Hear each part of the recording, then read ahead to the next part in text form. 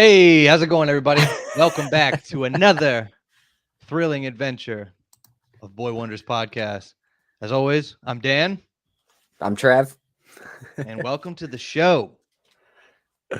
If those of you have been that have been watching for a while, we kind of have a new format. We decided to step up our game and try out this here StreamYard. We're not sponsored by them by any means, but we will definitely plug them because we are using their software, and this is amazing. So it's way Yeah, better this is awesome. than before. Thank you so much for joining us, and Yeah, let's just jump into it. let's do it. How are you doing, buddy? I'm fantastic, man. I'm so ready. Like we have been ever since we sat down and started playing with StreamYard and just chatting and stuff. I've been so excited about this episode. Yeah, man. Very, very, very excited. Oh wait, let me try and make it so that when I look at the screen, I'm looking at the camera. All right, looking good. Yeah. And how are you, man? How are you on this fine Saturday? I'm doing great, man. I'm doing great. Awesome. I'm enjoying my time off in between shifts. It's my long weekend. So Oh yeah. yeah, the 312s in a row always end up Oof. kicking my butt. Yeah, I can only imagine. I'm so glad that I have like a nice, cushy 8 to 4 desk job. Yeah, right. I wish. Awesome. So this week we have. I hope that some of you out there could have looked at this title and said, "I bet I know who they're talking about." But for those of you who don't, so we have kind of talked about how we want to address our like spotlights. Dennis Yeah. Braylen on the money. Yes, this is 100% about the giant chicken that Peter Griffin fights. You got it. 100%, dude. You're Yep. killing it. Yeah. I mean, my man. Bravo. Actually, no. The second most foul comic character we're going to be discussing is the benevolent and crass and amazing Howard the Duck. But Howard the freaking Duck, dude. yes, man. The easily the greatest comic book film of all time. Don't. Woof, Don't. woof. And the Yeah. greatest comic book adaptation of a film of all time. Woof. Yikes. George Lucas definitely missed the mark on that one. Boy, did he? Well, it wasn't even like I don't even know that Lucas himself. I think that was just a Lucas Films thing. I don't know that Big GL had his hand in it. Although with that script, it wouldn't surprise me because I've seen how that man can write. Yeah. And I love George Lucas. I love Star Wars. Star Wars is one of my favorite things. Oh, thanks, Heather. Thanks, Heather. But yeah, but no. So we did discuss how we wanted to start, talking about our little spotlights, and I think we've got the girl dad. Hey. I like it. Right. I think you guys are gonna like this. I think you guys are gonna like how I we do think we're things. gonna have a good time. I'm excited. Absolutely. I'm excited. So, man, let's just jump into our usual fare. What are you reading? What are you reading? So I am reading, as always, I'm reading Guardians of the Galaxy. We had the new issue this week. Oh, so good. So good, dude. I know. We're going to talk about it. There's going to be mild to medium spoilers, just so anybody's aware. It's really good. It's going to be very hard not to talk about it without there being some. So just listener beware. I started reading I Am Iron Man, which is a cool anthology book that kind of like goes through different eras of Tony Stark's life. The artwork is amazing. Let's see. Sorry, I had all this written down, or I had it all typed out in front of me. It is. Uh-oh. Crashing and burning is what's happening. My notes. All right, we'll just fill the dead air. Yeah. Doop, doop, doop. Yeah. Do you know who's writing and drawing Iron Man? So it's Ayodele and so it's Murewa, Ayodele, and Dotun Akande are the writers and artists respectively. Okay, cool. The art style is really it reminds me almost of when they rebooted Archie and had Fiona Staples doing the art. The art kind of reminds me of that. So like it's good. it's very light in the arts department, so it's not like super detailed, but it's a beautiful book. And it's cool to just see them approaching. I guess they started doing it because it's the 60th anniversary of Iron Man, and they wanted to just kind of revisit different moments in Tony Stark's life. So I've been reading that. I'm a big fan of that work. Also, kind of catching back up on the Power Rangers, the Boom Comics Power Rangers run. They just dropped another arc in that. Okay. Yeah, I actually, that's one book I have not really gotten my teeth into yet. Good. I really man. want to. Yeah, it is. So when Boom Comics announced that they were taking over the Power Rangers run, Oh, absolutely, absolutely, oh Andy. heck yes, absolutely. I would be honored to do that. But when Boom Comics announced that they were taking over the Power Rangers run, because historically Marvel owned the rights to produce it. So if you go back and read like the '90s Power Rangers comics, it's all Marvel owned. Yeah. But Boom Comics got the rights to it, and dude, they have done some really cool stuff. I mean, they've done stuff with the Turtles, they've done stuff with the Justice League, and it's all so well written, and it's just like it added so much depth and complexity to all these characters that we grew up loving. It got Jason David Frank back into the fold in a big way. Oh, Yeah. Rest in peace. That one hurt me so badly. Yeah, dude, he was definitely most of our childhood heroes. Yeah. I mean, Oh my not to gosh, I try to speak for remember. everybody else, but man, Oh, dude. like I mean, he absolutely was the best. Yeah, and he was like that. That was my hero. He was my superhero as a kid. Like he was the epitome of the the villain's redemption arc, coming back and just like being the best. And as a person, he was great. But they got him to come back and do some voiceover work for like the big event announcement, which was Lord Dracon, which is the merging of the White and Green Ranger into this one super evil entity who's trying to take over the Morphin Grid. Right. Dude, like just so yeah, Boom Comics Power Rangers, always a big suggestion. Boom's put out some really solid stuff. Dude, I don't think I've been disappointed yet by them. Once in Future, isn't that a Boom? That's a Boom book, 100% right? A Boom. Yep, it's a Boom book. And I am still. I read an issue a week, man. Like that's the most I can do, because if I don't, I'm just gonna get like I'm gonna crush all 33 issues, and be done, and I'll be sad. Mm-hmm. Oh, Dennis, I know, yeah. I know. We're all sad. Yeah, I know here, we don't, but we do. You know, we have to. We always honor our heroes. Yeah, man, we gotta acknowledge them. Yep. What about you, brother? What are you digging into? Since we changed our setup, I figured I would do things differently this time and actually have the books I've been reading, dude. All right. So first and foremost, we got Sacrificers right here. Yeah. It's the new Rick Remender book. My screen's reflecting really bad on it, but it's very anything Rick Remender puts out, I will always read it. It's Rick Remender writing it, and Max Fumara. I'm sorry if I'm butchering the name, but it's okay. I basically butchered yeah, no, it's okay. No, but basically it's the story of this far off fantastical place, right? Where every season there's a sacrifice being made to the gods, basically, and every household has to pick one of their children to send to be sacrificed to these sun gods, just for the harvest and things like that.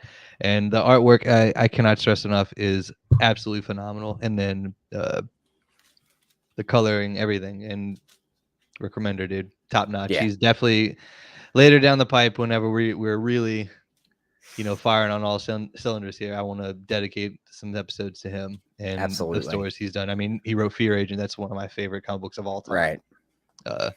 Deadly Class, at which you finally, grabbed me by the throat to read. And I'm just so glad that it took you this long to get there. I am too. Look, I tell you what, but it's another one that's up there with Once in Future, where it's like I will read an issue or two a week just because it's like if I wanted to, I could sit down and devour this whole thing. But I actually, because it's so gorgeous and so well written, I want to take my time with it. Like I really need to take my time with it. And it's just that book was made for us, dude. Yes. Actually, I just got it in. Oh, nice. Volume 4 just Got it from Gotham City Limit. Got the sweet Excellent. deluxe edition. Giant Generators putting out some of probably the best hardcovers out there. Like Oh, that's honestly, excellent, it's giant. The artwork is gorgeous, and it's super high dude. def. Everything just crisp, wonderful. Absolutely blown away. Brilliant. Everything they put out. But yeah, very very excited about Ruinder doing anything, and he actually just signed a 3-year deal with Image.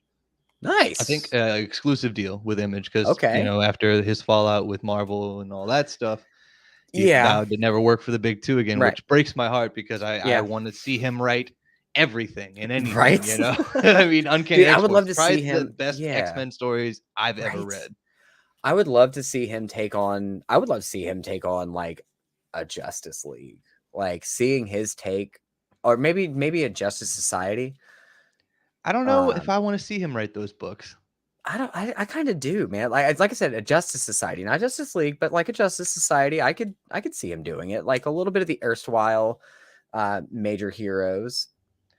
I feel like he would focus on characters like Sandman and things Yeah, like that. true. If he That's went true. JSA, which is fine. Yeah. I'm cool with Yeah. that. Oh, But absolutely. I think honestly, if he ever decides to, break his vow and come to the dark side of the big two, right? I'd love to see him do a Green Lantern book just because I mean Fear Agent is Yeah. probably one of my favorite like sci-fi space operas, and he writes that curmudgeon-y like down on his luck hero, and I was like, Yeah. And Guy Gardner is my favorite Green Lantern, so And I I would love love that to he see is. I love Remender. that. Dude, he's the Yeah. best. He's Yeah. everybody's favorite shithead, Oh, absolutely. But definitely would love to see that. Back to what I'm reading currently though. Yes. Dark Ride, Josh Williamson of DC fame, right? Okay. I gotta figure out a way to do this without blinding everybody. Yeah. So basically, it's about this horror-themed theme park. All right. Yeah. That's shrouded in mystery. The owner makes these amazing horror rides that are like so realistic, and they've created this cult following. And then flash forward to present day, it's about his son running the company for him. Basically, he's doing the business part while the dad's kind of still doing the idea stuff. Nice.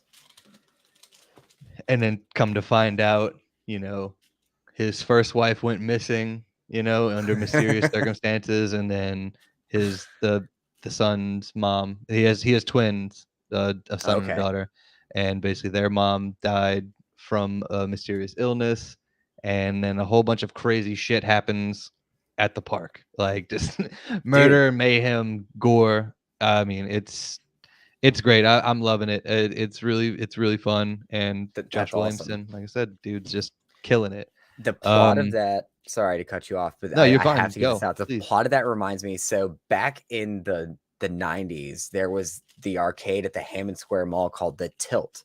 It's on the second floor as soon as you walked in the door, and they had this on rails shooter called Carn Evil. And it was just like it was that. Yes. It was a horror, like dude. You sit there and That's you're exactly in the car, what it is. Going through, and you're just blasting. Like, oh, dude, it was a weird game. So I'm like 8 or 9 years old, and I'm just getting terrified, but I could not stop pumping quarters into it because it was just like it's like Pennywise the clown. Essentially, is this jester is like the one who's guiding you along this horrifying experience while you're trying to blast the undead and kill the murderers that are chasing you. That's awesome. That just like made that unlocked a core memory for me. Yeah, no, dude. I'm pretty sure that's the same company that did House of the Dead. I think you're right. I think it may have been like similar. Yeah. I mean, I love that same thing. I just like that and House of the Dead, just pumping quarters into it. Anytime I saw it at the arcade, that and Marvel's Capcom, obviously, that of course. Games. We actually and at my mall that I run, we have it's called the Challenge Arcade. Shout out to Joe Levon. We have got an old school coin op arcade. They actually, we weren't able to make it out because the weather was terrible today, but they had their first major event, like a competition, different champions from all over the Northeast going in and, breaking records and stuff. So shout out to Joe at the Challenge Arcade. It's cool, I think dude. that When I'm on, the fact that the mall is thriving it brings me a little bit of hope, because I oh yeah, oh yeah, as a young man, in my teens, I loved going to the mall and just being oh, a of mall rat for course, hours. I of mean, it's one of my course. favorite movies, right? Hmm. The only thing is, none of the malls around us in Mandeville, Slidell area, right? They never had a comic shop in the mall, No, which I no, they wish they didn't. did. I really wish they did. Dude, I am fighting tooth and nail to try and get a comic book shop in my mall, but it's so difficult because we have Symbiote Collectibles on Penn Avenue. Shout out to them. They're a really cool collectible store. I'm actually gonna probably do some kind of like spotlight on them, just a little like short or something for our channel inside there because Nice. they just have figures and comics and everything, but they're like widespread. Then we have Golden Eagle. Shout out to Golden Eagle Comics, and they've been where they are for like I think 20 years. And they have no interest in relocating, which I Well, respect. yeah, no, Yeah, like people know where to find you. So it's that's gonna be my life's work is getting a comic book store in my mall. I think that'd be sick. Oh, absolutely, That would just make it it would kill. perfect. You got a coin arcade, you Yep, got a comic we got shop. I it. mean, Yep. we living in the 90s again? Dude, I have a trading card game store. Shout out to the Poker Trade Emporium. Big fans of theirs. We have an FYE, which is amazing, and they like, dude, we have a record store in the mall with movies, and dude, I love it. Oh, He thanks, found Sloan. you out. Yeah. I was waiting. I mean, I figured it was gonna I happen know it. sooner Yeah, or no one later. said anything, but yeah, I Trevor know. cut all of his hair off. I did. It was time. It was time. It was a hard decision. It was a really hard decision. I was in the chair, and the lady, bless her heart, she was fantastic, man. She asked me 3 times before she made the first cut. Are Are you you sure? sure? Are you sure? And I said, yep, just go ahead and do it. Like, let's just rip off the band-aid. And she did it. And I was like, I'm not sure anymore. Put it back. It's too And it late was now. too Point late. of no Yep. return, dude. It's like, fine, let's Oh do it. man. Oh, but no, you look sharp, brother. You look sharp. Thanks, brother. It's good. Thanks. I Yeah, no, understand the reasons behind it. yeah. I Oh, think that's absolutely. amazing. Yep. Yeah. Oh, I'll tell the Max Populi the true and final reasons that made me decide it, but it's a really cool opportunity, to represent my company in an awesome way. So Yeah, man. That's yeah. awesome. That's super exciting. What else do you read? Yeah. What else do you read? Dude, I'm reading. I mean, I read everything. Honestly, I know you're reading everything. It's so bad. That's kind of why the show is killing me, but giving me life at the same Oh, time. for It's sure. this weird tug of war. Yeah, it is. Oh, I agree, dude. Because like I tell you what, I get the weirdest ADD because it's like, all right, cool, we nail down what we want to talk about, and they'll start diving into that, and I'm like, Yeah. oh man, but then I kind of want to read some of this. Like I Like I went want to back read in. my comics, not the stuff Right, you want to deep yeah. dive on. And I want to preface this now. I know like we've been like kind of pushing towards that deep dive, jumping on characters and going deep into there. I don't want to do that. That's not fun, and I feel like it's a book report to you guys, and I Yeah. don't think that you guys want to sit through that. So what we're gonna do in this new mode, this new era of the Boy Wonders, we're only episode 4, but we're ever evolving. Mhm. I think we're just gonna just talk comics with you guys and then spotlight some characters and just kind of Sure. talk about what we love about those characters. Okay, we're not gonna Yes. do that the super deep dives unless it's something that we are extremely passionate about and we can Right. deliver a solid show.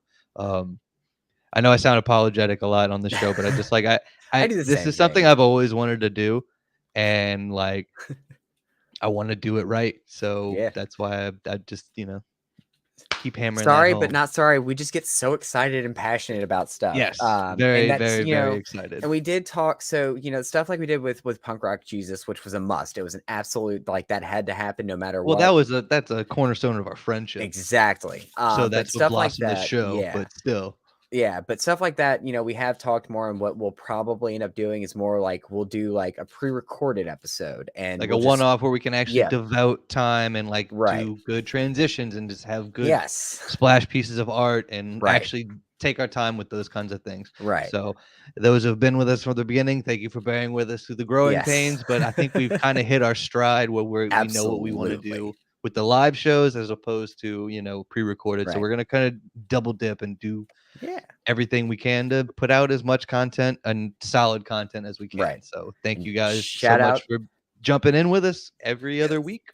Y'all So are the best. Seriously, yeah, shout out to 100%. the viewers, because like you guys, we would be doing this regardless. There could be 0 people in this room and we would still be sitting here Yeah. talking with you. Trust me, we did it for 2 hours last week. Yeah, no, yeah, when we did our Yeah, little war like room meeting. but regardless, yeah, like I mean, like thank you so much for sticking with us, and we can't wait for, we're gonna sit back a year from now doing this show still. We're gonna look back at these early episodes and go, wow, man, Like, look oh, where that we was rough. look Yeah. look how we So started out. Oh boy, that but yeah, haircut, no, that I'm haircut was very a excited choice. for what we're gonna do. So Yes, let's absolutely. all right, let's keep chugging forward. So the Yep. things I'm reading, okay. Uh big big on the indie stuff this week, really. I finally finished Ed Piskor's Red Room, which is Mm, um not for really anyone. It's actually quite disgusting. okay. It's about red rooms on the dark web, which are Oh, basically live streams of like snuff films and things like that, and about the inner workings and stuff like that all that go right. behind it. Yeah, it's real gross, but Ed Piskor is a phenomenal artist, and he is very old school. Like, dude, literally he's using Zipatone. He's using full Wow. on boards and stuff. Like a lot of artists nowadays have kind of jumped to the digital side, Sure, sure. and then they did do the paper and pen at like cons and whatnot, which is fine. I Right. get it. You got to evolve with Yeah. the Oh, of art. course. But he's so OG. Like his big thing is like him and Jim Rugg have a show called Cartoonist Kayfabe. Shout out, those dudes are awesome, and they deep dive some of like the coolest obscure books, and it's one of my favorite shows on YouTube. But yeah, their big thing is Outlaw Comics is what they call their little brand, and they Now, what took the is wait, comic real quick. What is that show called? Cartoonist Kayfabe, and basically they just I sent you a couple links for like a little bit Oh, of that's research right. stuff for this Yeah, show, yeah. yeah. But they're both well known, in the indie scene, comic artists, Awesome. Yeah, Ed Piskor, Jim Rugg. Piskor did the Hip Hop Family Tree, and then Okay. X-Men Grand Design, and then Jim Rugg did Hulk Grand Design. So basically what they do is they condense all of the OG X-Men storylines into like 4 oversized books. Okay. It's pretty I awesome, dig and then they that. do it in That's their own awesome. art style and their own way of telling the story. That's But really it's just cool. super cool, man. I like that, and the big thing is like I will preface this: if you're not into comics, you're gonna hate that show. It's very deep on process and art and like the real deep stuff when it comes to comics, and that stuff really like just gets me going. I love it Dude, so yeah, no, much. that's one of the things I really liked about now granted I like what he's doing now with just it being like a weekly comic book show almost, but early on whenever Kevin Smith was doing Fat Man on Batman and he was Oh, dude, interviewing dude just like and it was like he the was who's getting who. in exactly just like and it started out as a Batman show and it started out as a Batman show that was leading up to the release of The Dark Knight Rises, which led to one of the most heartbreaking and touching soliloquies from that man ever following the events in Aurora. Yeah, But no, like just like, dude, him talking to Paul Dini, him talking to just Bruce Timm, like all the people involved with like Batman the Animated Series, and just like and it's getting super into cool, man. Like because he starts with like obviously the creators. So you get Bruce Timm yeah, and Beanie, right? right, And then he's like hitting like the secondary characters and things like that. right, And they just throws us right in. Two-parter with Mark Hamill, two-parter right, with Kevin Conroy. dude, And just it's like amazing. And it's just cool because he's interviewing like Kevin Smith style, and he's talking right, about how much he loves Batman, how much he loves him playing Batman and things like right. that. And it's just a big nerdy gush fest of how much It he loves him, is, and it it's so is, it good. It's so is. good. But no, like hearing Bruce Timm talk about like how he came up with the style, like he was just looking at black on gray and like how do you make black on gray work as an art style, like that type of stuff, dude. Just It's real good. Yeah, no, it does, I'm a yeah. huge fan of like the process stuff. Like Yeah. I love that. Fun fact for all of our viewers: so Batman the Animated Series was actually all the backgrounds were drawn on black paper and painted Hmm. on, so that's why it has that cool kind of Yep. gothic neo noir kind of style. Yep. But yeah, super cool. Yeah, it is. Yeah. Other stuff I'm reading. I'm still slogging through Night Terrors. I finally got the rest of it, and man,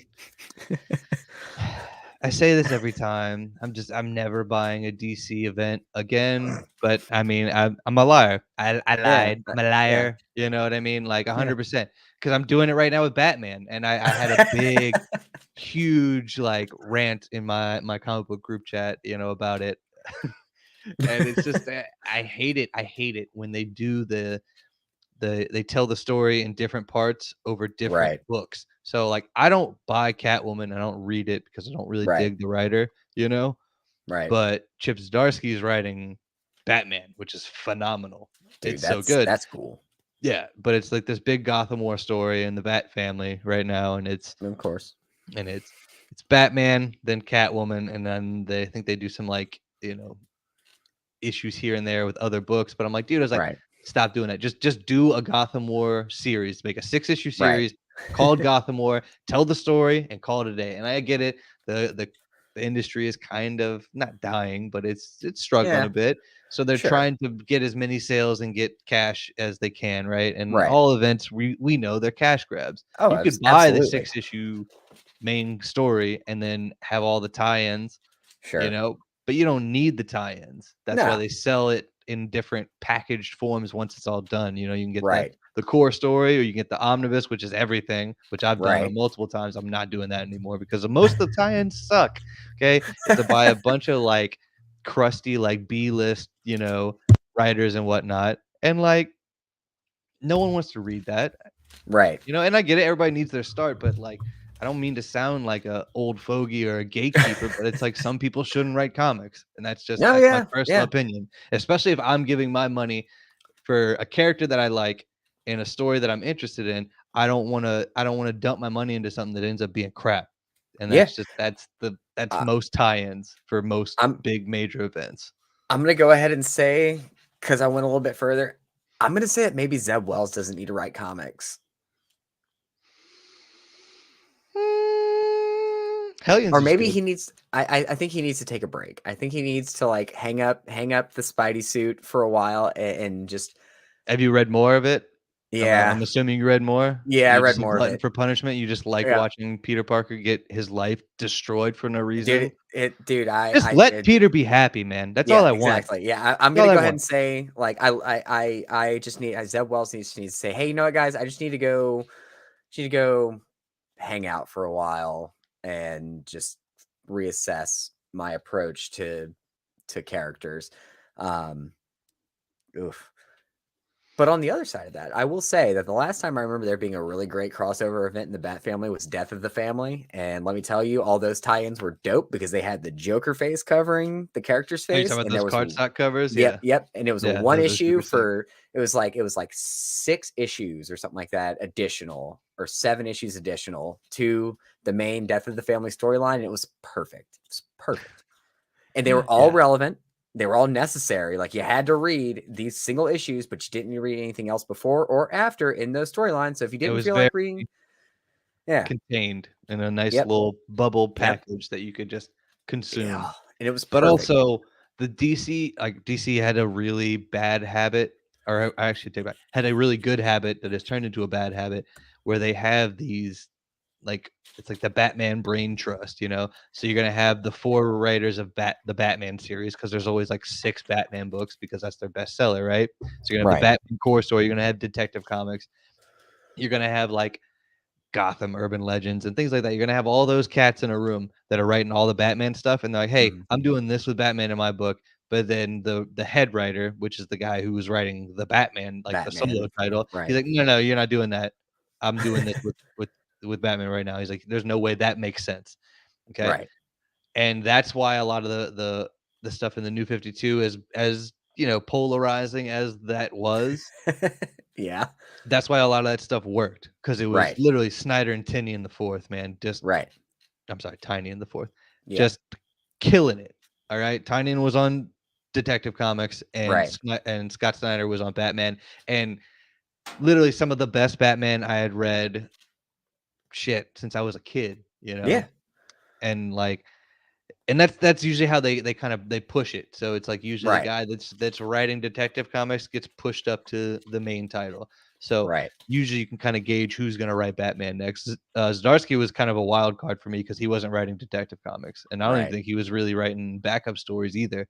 But I don't know. I just think that stuff's really, really fascinating to me how it It works. is. And Oh, then once you kind of absolutely. like figure out the algorithm and the equation, you're like, oh, I Yeah. know who's gonna write Batman next. Yeah. Yeah. So I'm really hoping that whenever Zdarsky's done with his run, Ram V, who's writing Detective Comics, which is also absolutely phenomenal, takes over on the Batman. I think that would be super sick. But yeah, I could ramble all day about process and companies and how Yeah. they run things, but I think we should touch on Hold on. the anti-life equation a little bit. One real quick before we get there, just kind of jumping way back into Batman, but in the Wayback Machine. The other thing that I was reading that I got kind of hung up on was the Grant Morrison Batman and Robin run. Yeah. I cannot talk about that book enough. It is probably the most fun.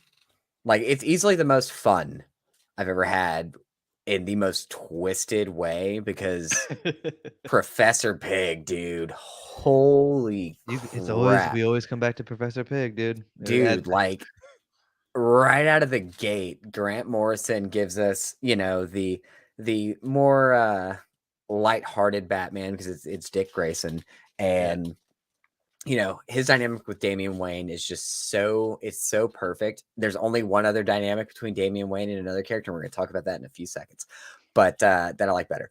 But no, it's like their dynamic is just so perfect because you have the older brother who's kind of sick of his kid brother's shit, but also Right. like, I am here for you. I want to help you grow. I love you. You're annoying as hell, and I'm not going to tolerate your bullshit. As an older brother, like I'm the oldest. I have 5 younger siblings, different, like my parents from different marriages, etc. But I am the oldest, and it's just like, I know what my relationship with my brother who I grew up with, I know what our relationship was like, and I was just ever the just tired of him. Like, just, dude, stop being the way you are and start being the way you need to be, because we need to do it this way. I know Right. what's right.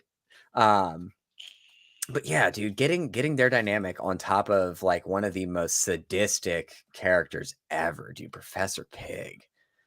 Grant Morrison, he is such a take it or leave it writer, but I No, think that, it's that's why there's a very thick line in the sand. It's either you yeah, love him or you hate him, you yeah, know? but I don't know a single person that read that specific run and said, I don't like this. Yeah, no, it's got something for everyone, man. It It does. really It does. really does. I mean, then you jump into like Batman Incorporated and all that Oh, stuff, you dude, know? that Oh, was cool. super I, rad. I like, yeah, it's Worldwide Batman Network, and he has yeah, Batman man. all over the globe, and then he Right? handpicks. Like, come on. Yes. Dude, oh man, what was it? The Leviathan story arc was wicked Yeah. in that one. Yeah. So, shout Yeah, out to did you, Grant Morrison. when Bendis moved over to from Marvel to DC, did you read Event Leviathan? I did not. Yeah, it's like the fallout from all that stuff, and Okay. basically, I think yeah, in something that I was reading recently, I can't remember what it was, but I remember that showing up like in the like the cover, the ads at the beginning of the book. So I don't know what it was I was reading though. But the yeah, Event Leviathan thing, like it was it's Leviathan. it was huge. Bendis. Yeah. I'll have to go in and look for that. But yeah, so that's the other thing that I've been reading that I wanted to touch on before we move into the anti-life equation. Or do you wanna buffer it with a little civil discourse? All right, we can do this right now. Okay. So I'm a big fan of CW's The Arrow. I don't know that I love the entire Arrowverse. I've watched a little bit of Superman and Lois. I dig that. I love the Flash. Grant Gustin is my television Flash for modern day. Okay. Also, shout out to the fact that 33 years ago, Wednesday, The Flash, the original television series, premiered. That show is my The age now. John Wesley Ship, That's my right, dude. John Leslie Shipp, who is also in CW's The Flash. He is. He is. He is as Earth 2's Flash, and I love it. He gets to be Jay Garrick. I think that's so He sick. does get to be Jay Garrick, and it's amazing. It's the fan service that we want. Yeah, oh for sure. Which I'm pretty sure I'm about to find out that Arrow gives you the fan service you don't want. Yeah. Okay. All right, so Daniel's gonna try and tell me why I'm wrong. I'm not gonna tell you why you're wrong, okay? Because people like what they like. But I'm telling you right now that I very heavily dislike Arrow. I cannot Okay. stand that show. I don't like Okay. it. I never liked it. Okay. I just don't think that Arrow should have been a soap opera with some action. But the real reason I dislike it is you turned Green Arrow into Batman because you weren't allowed to use Batman. Okay, so you turned Oliver Queen into brooding Bruce Wayne, Bruce Wayne, right? Okay, and then you made Arrow or the Hood or whatever the fuck they call them. It doesn't matter because it's stupid. And then you made him this gritty, super edgy, dark character that kills people and then says stupid taglines when he shoots them. You failed this city, and then shoots him with an arrow. Are you kidding me? Are you fucking kidding me? Get out of my face with that trash, okay? Warner Brothers, I mean, I'm glad that they brought on James Gunn. I mean, I know that's a topic all over, right? You know, whether it's a good thing or bad thing, but Right. he's literally just kind of condensing everything into Yep. one nice package that we can consume because we are so conditioned by Disney and Marvel that everything has to be connected and everything has to talk to each other, right? Yeah. But Warner Brothers did such a garbage job of that nothing makes sense. Nothing makes sense. Okay. And I see it all the time online about how Stephen Amell needs to be the new DCU's Green Arrow. No, he doesn't. No, he doesn't. I don't want him to be the Green Arrow because we're gonna get a Batman, so we don't need two Batmen. Okay, straight up. Okay, that's it. That's my biggest gripe with Arrow is because Warner Brothers TV, right? CW was not allowed to use Bruce Wayne, Gotham City, or the Batman, right? Because Warner Brothers movies, huh?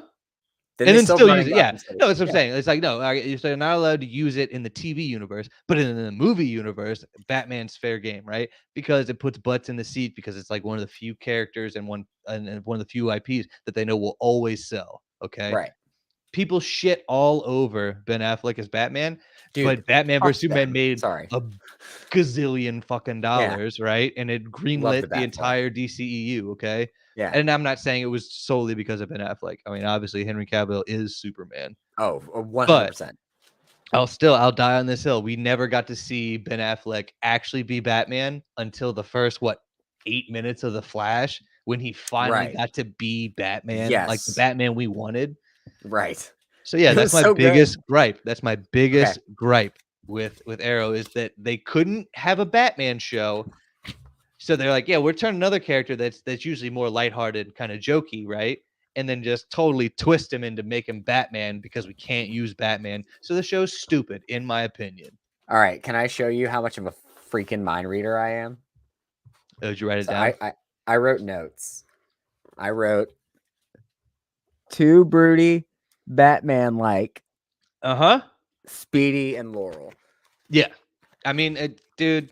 Now, but don't get me wrong. Started. I love the stuff. Like I love his relationship with Thea Queen, with his sister. The fact that they called her Speedy, and that I love Roy Harper though. The actor that they picked to play Roy Harper as who should have been broody, should have been a freaking outcast. That was spot on. Yeah. Arsenal was perfect. Perfect. In my opinion. I agree. Look, I agree. It was Green Arrow Batman. At the time it came out, I loved it. And I still, it does hold a fondness in my heart. I do love that show. I know that it like, I love the first 4 seasons unconditionally. It tapers off. There's a lot of cool stuff kind of in between there, but I got one of my favorite Deathstrokes. Yeah. Dude, shout out to Deathstroke. Shout out to OGs. Malcolm Merlin. is it played by Manu whatever? oh yeah. Manu Bennett. I think it's Manu Yeah, I Bennett. think Manu Bennett It was played Deathstroke. Deathstroke. Yeah. Yep, and then we had Captain Jack Harkness from Doctor Who as Malcolm Merlin.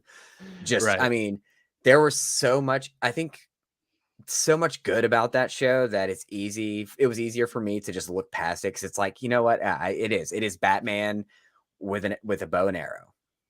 Yeah. It is Bruce Wayne pretending to be Oliver Queen, and I get that, and I fully support that stance. I still love it though, man. I still love it. However, I want to end this civil discourse civilly.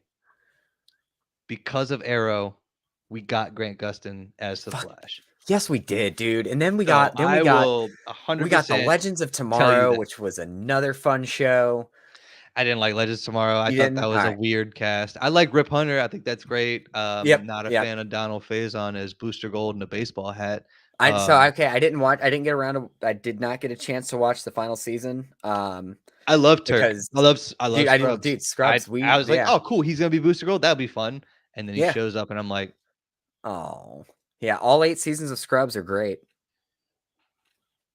wop, All wop. 8 of them. There's only 8. There's Only only 8. 8. There's never been more. Nothing Yep, else nope. happened. It was just 8. Anybody who 8 says and there's done. more than 8 seasons of Scrubs clearly wasn't watching the right show. They don't No, like Scrubs. no, yeah, exactly. Exactly. I will say the crossover events were cool. Dude, the Crisis on Infinite Earths crossover. When they brought in Supergirl, I thought that was cool. And they Yes, brought back Brandon Routh as Ray Palmer. I yes. thought that was cool. Like, Dude, well, I and then when liked certain casting Yeah. choices. Oh, for sure. Well, Brandon Routh in the Crisis on Infinite Earths crossover, they had Brandon Routh come play Kingdom Come or Superman, dude. Yeah, that was super Like, sick. And then Kevin Conroy played Kingdom Come Batman. yes, he did. Well, he played evil Batman. He But played still, yeah, he had exactly. the neck brace, body brace, Yep. all that stuff. You know? Yeah, there was a lot of good that came from it. And I know you tell me to stop agreeing with you all the time. I will give you your points make sense. I disagree with you because I'm a fan of that show, but I That's understand. fine. I understand why you feel the way you do, and I respect it. I also I knew appreciate exactly that. why you hated that show. I did like Yeah. as I was telling you to tell me what it like, give me a hint. I'm like, you know, I don't need it. I know exactly why he doesn't like it. It's because it's not fucking green. It's not Green Arrow. It's Batman. Yeah. It's And Batman. the fact that we never got Green Lantern in the show. We never got a Green Lantern for him and they tried to be best friends. Well, I mean, okay. It wasn't Yes gonna and be. no. I know. John Stewart Diggle, all that stuff. Yep. I read about it and I rolled my eyes and groaned. Yep. I was like, whatever, dude. And it like, sucks just because we're keep never actually going to pigeonholing get characters, you know. Yeah, we're never actually going to get Diggle as Green Lantern. I would have really loved it. I would have loved to have seen him play John Stewart. Yeah, I guess. Yeah. I mean, considering they already established him as what was he, the Guardian, right? Yeah, or Earth's Guardian. Whatever his name Spartan. was. Spartan was his superhero name. But he found the Green Arrow, like at the end of Green Arrow, in the finale, he found the Lantern Ring, but we don't see that play out. Right. Yeah, they were supposed to do a Justice League light kind of show, right? Adjacent. With him. Yeah, adjacent. Well, they established the Justice League at the end of the Crisis. Who is in the Arrowverse's Justice League? Please enlighten me. So you've got Flash, you have Batgirl, you have Supergirl, you have is it Batgirl or Batwoman?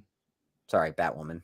Apologies to Ruby Rose. Sorry, she left the show, and I don't remember which actress took over.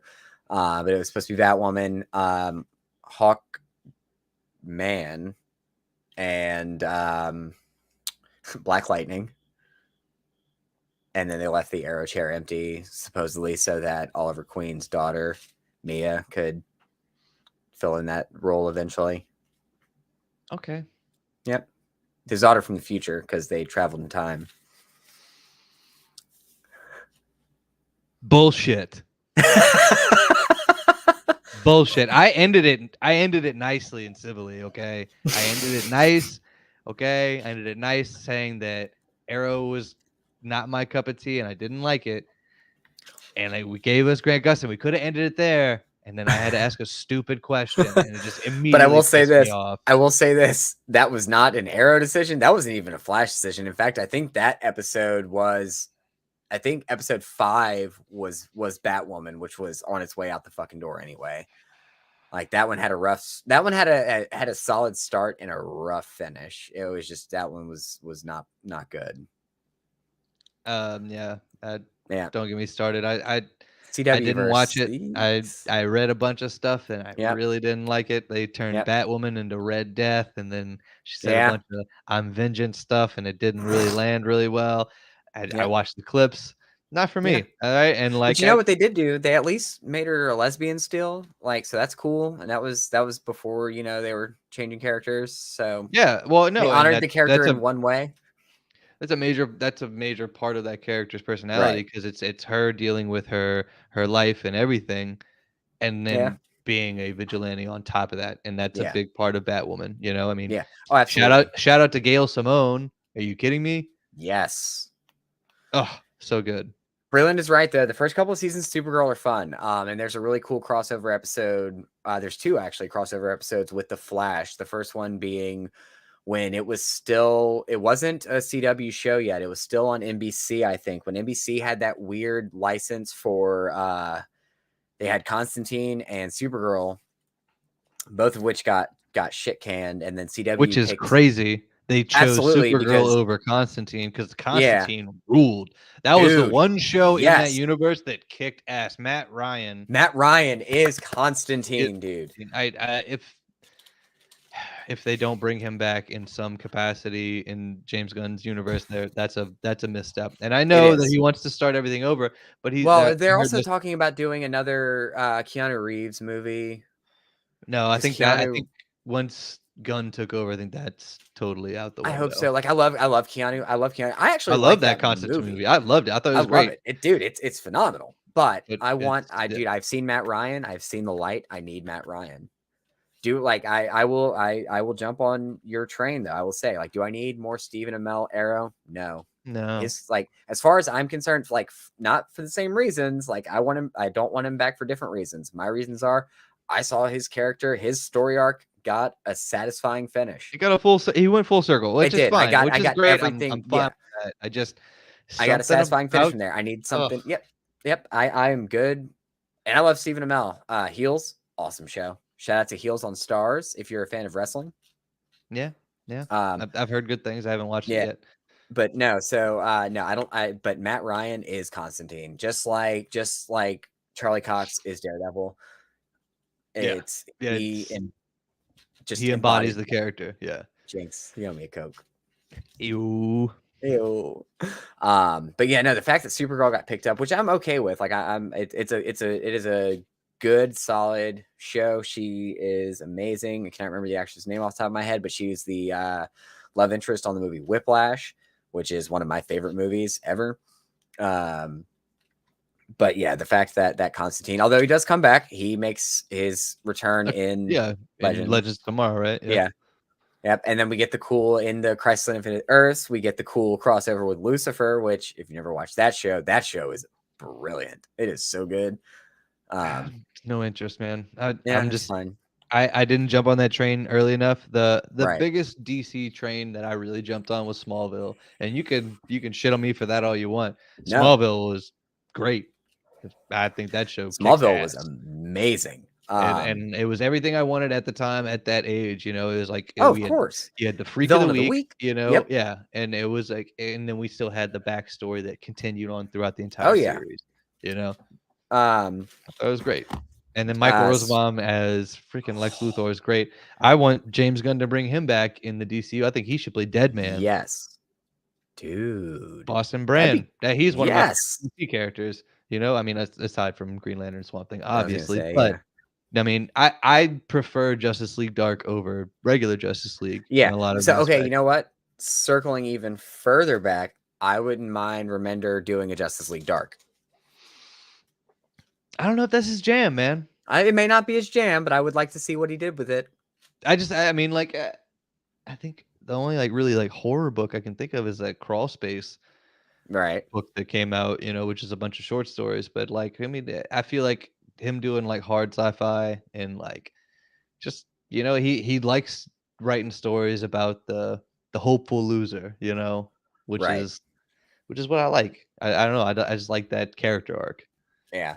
I mean, Or the reluctant hero, yeah, is what they yeah, they yeah. call it. Yeah. Right. But But going back to Smallville, man, big shout out to one of my as a huge Star Wars fan, I will always spotlight other huge Star Wars fans, especially in crossover industries. But Sam Witwer as Doomsday, like yeah, he would end up becoming Doomsday. But I mean, he voiced Maul in the Clone Wars and then Rebels subsequently, and that Star man. Wars and Force Unleashed. Hello. That's right, dude. Sam Witwer loves Star Wars. Like he out Star Wars Dave Filoni, who Yeah. is easily like the biggest Star Wars geek on the planet, we thought. But Yeah. then Witwer's sitting there, like I was reading an interview and Filoni's talking about working with Sam Witwer, and he's just like, I'm sitting there, I'm talking about something, and then all of a sudden Witwer comes over and corrects me, and I didn't know how to react to it.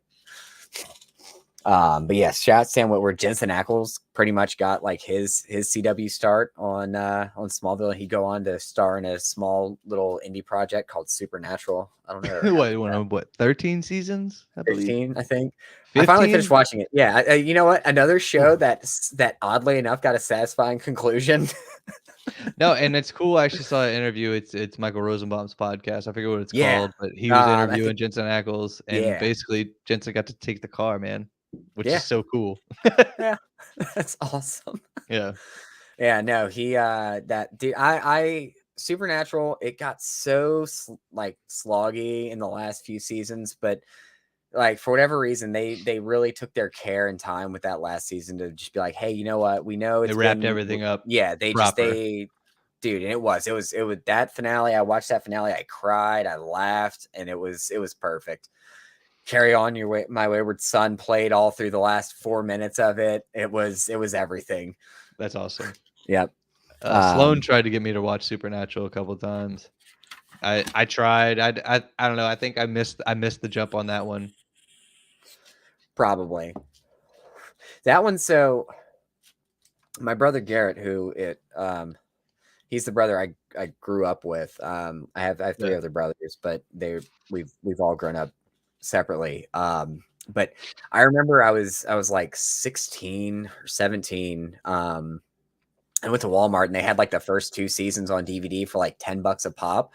So I grabbed them, and sitting down with your kid brother watching a show about 2 brothers going on this road trip, it was a bonding experience for us early on that we hadn't really had yet, because we spent the first most of his life just fighting back and forth once he was old enough to walk and talk. But that was our bonding experience, man. And every time a new season came out on DVD, we'd pick it up and we would watch the whole thing in a week or so. And then just over time, obviously we grew up, the show grew up, we grew apart, grew back together. But yeah, that was early on. That was just a bonding experience for us. So that one's near and dear to me. Awesome.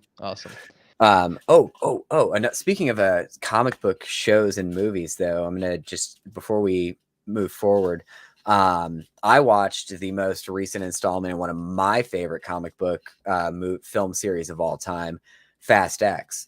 So I don't know if you're familiar. I don't know if you're familiar with the Fast and Furious franchise, but that is no longer a series about cars. That is just a comic book, and it's amazing. They're superheroes. Yeah. It's awesome. I mean, I'm sure it's great. I kind of fell off after Fast and Furious. What was that? That was the 4th one. Fast and Furious. Yeah. Fast and Furious.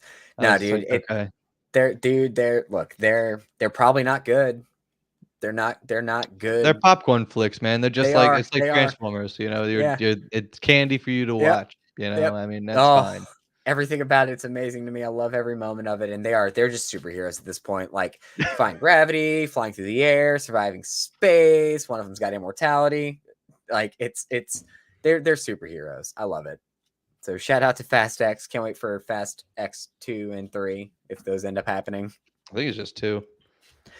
So Vin Diesel, when they were doing the press tour for that show, or for that movie, he just decided to take it upon himself to announce that they were going to do a trilogy to wrap it up, even though the producers hadn't confirmed it yet. So shout out to Groot for taking the time not to say I am Groot, to say I am convincing our studio to make 2 more movies instead of just 1.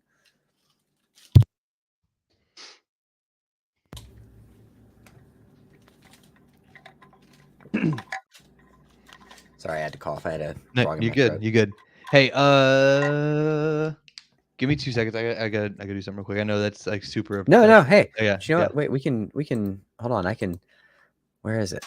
Is 30 seconds good?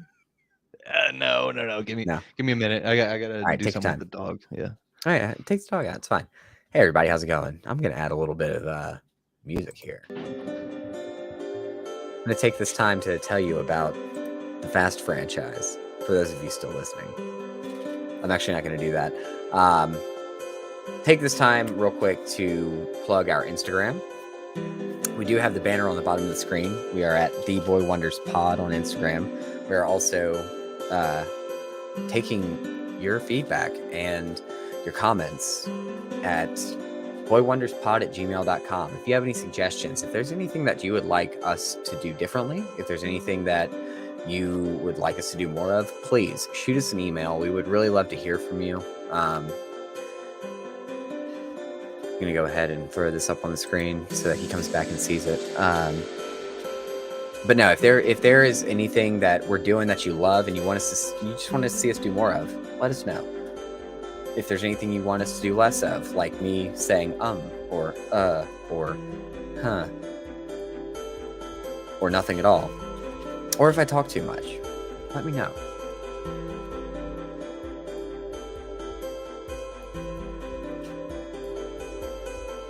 It's good little music. It's like we're in an elevator together.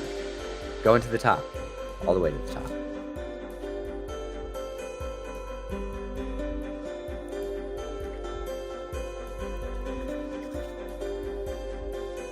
But seriously though, if you haven't seen Fast X, it's available for streaming on Peacock. And it's so good. Those movies are just either the worst thing or the best thing ever, and I hope they never stop doing them. I know he's back. There he is. You're disrespectful, Dennis.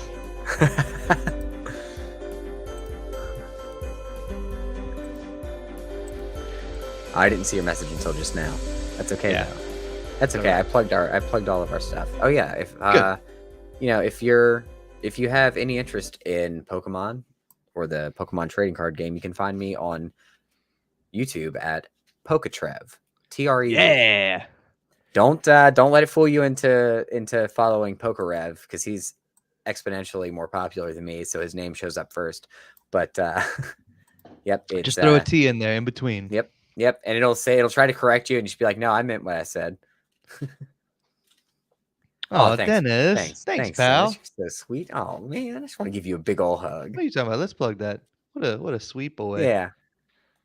Hey, you know what? We're learning. And you guys are learning with us. Absolutely. You're learning to love us. And it's the on hold music. Thanks, babe. Yeah. Yeah, I definitely threw on some I threw on the little elevator on hold music in the background while I plugged our socials and thanked them for being here with us. Yeah, thank you StreamYard for giving us the tools to be our own boss. Dude, yes, I know. Yeah, I mean, I feel already that the show is infinitely a little more crisper and cleaner. Sure. Apologize. We're gonna watch it back and it's gonna be like, oh boy, that was a mess. No, I'm kidding. I have no doubts whatsoever. I think this is definitely better. Knowing that it's not up to my microphone to catch your sound and that in and of itself, loop it through. Yeah. That in and of the fact itself that we're equal, like so little. Everything's equalized, everything's good to go. Right. Like it's just a good time. It is. Was it the clip of him painting the dude's toenails while they're all dead? Yeah, dude, I love that clip. Like that moment is amazing. Jason Momoa, dude, let me tell you, the reason why that movie worked so much better for me than the last couple are two things. One, John Cena came back, and instead of being John Cena from Fast 9, he just was Peacemaker. Like he was just John Cena having fun. He's just being goofy. Yeah. He was just being goofy and having fun. And then Jason Momoa was like the Joker, basically. Like literally, it was just like unhinged and awesome. Just also having the time of his life, hamming it up. I'm here for that. Yeah, no, Dude, Dennis, I saw that clip too, and I was like, all right, I'm a little peaked. I might have to finish the series. Yeah, dude, he's like, Jason Momoa is having more fun than anybody in that movie, and it is okay. And there's a lot like that's the other thing is like for the most part, like He's the best part of the movie, hands down. But he's having a blast, Not and to John mention, Cena he's are having a probably one of the blast. bigger actors that has a current career in that movie. Sure, Most of yeah, those I mean, dudes, I feel yeah, like in that movie rely on those movies, so they're yeah, kind of oh, that's absolutely. probably why Vin Diesel keeps saying there's gonna be a trilogy. Right, yeah, because he needs it. And then, I mean, dude, Jason Statham comes back, and we get a really cool, satisfying moment there with him and another character, and it's just like That's cool. they're yeah, it's a fun movie, and I'm so glad it's fun. I enjoyed it so much more than 8 and 9 because those were so self-serious, like not self-serious because in 9 we have them going to space in a fucking Pinto, but literally not a I'm into Pinto. it. It's I'm some into it. beater. They fly into space, and they actually say like we're flying into space right now, but no, like it is just them having fun, and I'm here for it. I'm here for it. No, but sometimes And you gotta turn your brain off and enjoy the fun. exactly. Although there's a moment at the end. There's a moment at the end where I sat up. I'm sitting I was in our bed watching it, and I sat up in my bed at the end and said, "Are you fucking kidding me right now? Really?" With a big old grin on my face, man. Like it was just, I You just was gotta not enjoy the prepared. fun. The Yes, fun. exactly. Yes. And that's like that's not my jam. It's not my cup of tea. But I mean, I might give it a go. I might give You it a should. You shot. should. If you're high praise, you know. Oh, Dennis, look, forget about 3. 3 only had one good thing going for it. It's one of I enjoy it because I like the driving in it. The Yeah. acting is real bad, but Han is chef's kiss.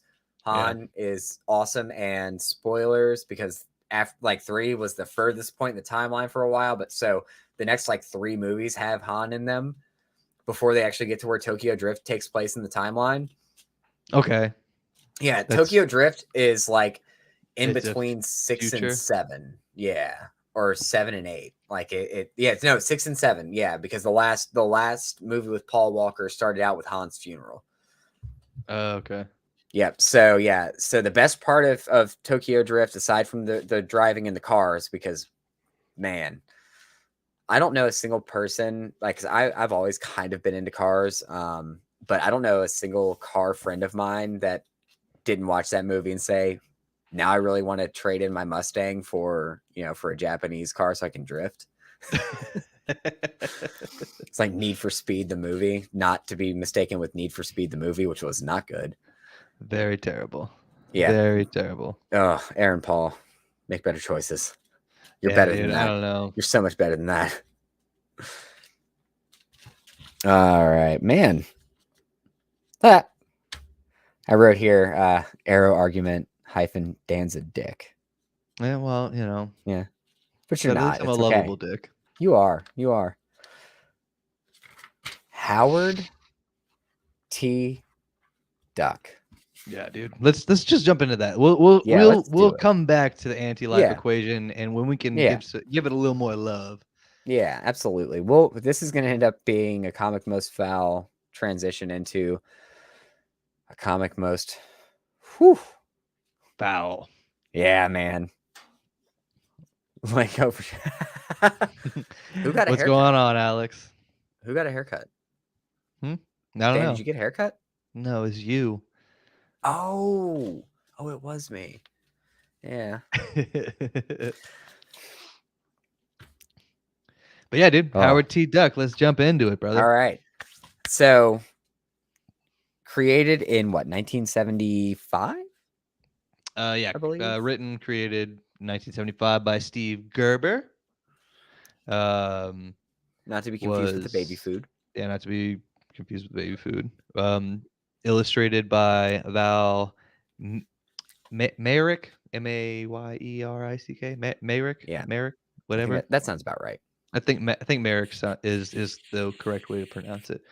But yeah, debuted into Adventures into Fear. Yes. It was a spotlight episode or issue on Man Thing, which is Marvel's version of Swamp Thing. And if Yep. you really follow the timeline, Man Thing was first. Man Yep. Thing was first. Yeah, because Uh, Swamp Thing hit Hellblazer in what, 70s? No, that was I think it was that like later than 78, that? 79. Yeah, I was about to say, yeah. Head. It was close to the 80s. Yeah, it was closer or to the closer 80s. to the I 80s. I Yeah. think no, actually, I take that back. They came out around the same time. Okay. I think Okay. I think they were like months apart, if I'm not Right. mistaken. Um, but yeah, it was one of those things like Lin Wein and Steve Gerber were friends, and allegedly one of them saw the other one working on a muck monster. You know what I Yeah. mean?